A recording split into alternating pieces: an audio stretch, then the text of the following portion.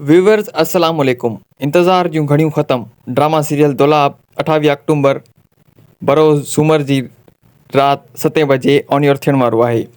ऐं अवां दोस्तनि खे अॼु मां सोप सीरियल दौलाब जी कहाणी जूं मुख़्तसिर ॻाल्हियूं ॿुधाइण वारो आहियां। त ड्रामा सीरियल दौलाब जी स्टोरी सभिनीनि खां मुनफ़रिद आहे ऐं छा ही ड्रामो मनमोहींदड़ आहे। दोस्तो अवां हिन ड्रामे जो टेलर ऐं प्रोमो त ॾिठो ई हूंदो।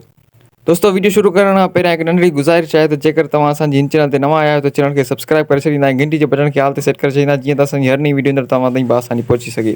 त दोस्तों हलूं था पंहिंजी मेन टॉपिक तरफ़। त ड्रामा सीरियल दौलाब जी कहाणी तमामु दिलचस्प थियण वारी आहे। हिन ड्रामे में सिंध जा मशहूरु ऐं बहितरीनु आर्टिस्ट दिलि सां महिनत करे रहिया आहिनि। जी हा दोस्तो, ड्रामो सीरियल दौलाब मुनफ़रिद थियण वारो आहे ऐं ही ड्रामे जी स्टोरी दुश्मनी खां शुरू थिए थी। दुश्मनी जे चकरनि में पंहिंजे घर जूं औरतूं संग चटी भरे ॾियनि था। दौलाब ड्रामो सभिनी ड्रामनि खां अलॻि आहे ऐं बहितरीनु आहे। हिन ड्रामे जी बाबति पंहिंजी क़ीमती राय जो इज़हार कमेंट सेक्शन में ज़रूरु ॾींदा। उमेद कयूं था त हीअ वीडियो तव्हां दोस्तनि खे पसंदि आई हूंदी। जेकर पसंदि आई आहे त वीडियो खे लाइक करे छॾींदा ऐं शेयर कंदा। मिलंदासीं हिकु ॿी नेक्स्ट नई वीडियो में।